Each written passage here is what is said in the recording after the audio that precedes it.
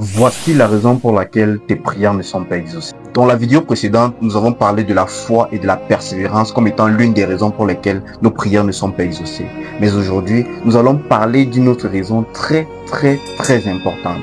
Bien aimé, vous savez, les chrétiens ne voient pas l'exaucement à leurs prières parce qu'ils manquent de foi. En réalité, lorsque nous croyons en quelque chose, les actions que nous posons au quotidien doivent être en accord avec notre foi, de sorte d'être persuadés que ce en quoi nous croyons doivent être une réalité dans nos vies. Raison pour laquelle l'apôtre Jacques pouvait dire dans Jacques 2, le verset 17, « Il est ainsi de la foi. Si elle n'a pas d'œuvre, elle est morte en elle-même. » Très souvent, nous prions pour que Dieu se manifeste au travers d'une situation, mais en réalité, nous n'y croyons vraiment pas. La preuve est qu'au bout d'un moment, nous prenons nous-mêmes les choses en main. Or, si nous croyons véritablement en Dieu et à sa capacité de faire des choses au-delà de nos espérances, alors nous devions continuer à garder la foi jusqu'à voir la chose demandée arriver. La parole de Dieu dit encore quelque chose de très important dans Jacques 1, le verset 6 à 8. Mais qu'il le demande avec foi, sans douter, car celui qui doute est semblable au flot de la mer agité par le vent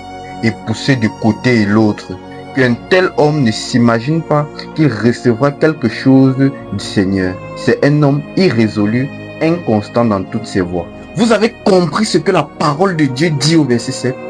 Qu'un tel homme ne s'imagine même pas recevoir quelque chose du Seigneur. Si tu n'as pas la foi, tu n'as droit à rien venant de Dieu. Ne t'y trompe pas. Parce qu'un homme qui passe le temps à prier alors qu'il n'a pas la foi est un perturbateur, un menteur, un homme irrésolu et inconstant. Alors bien-aimé, fais confiance à l'Éternel et sois un chrétien rempli de foi. Tu verras la main de Dieu se manifester puissamment dans ta vie. C'était Kiel Abraham. Like, commente et partage, mais surtout n'oublie pas de t'abonner pour faire partie de notre communauté. Shalom.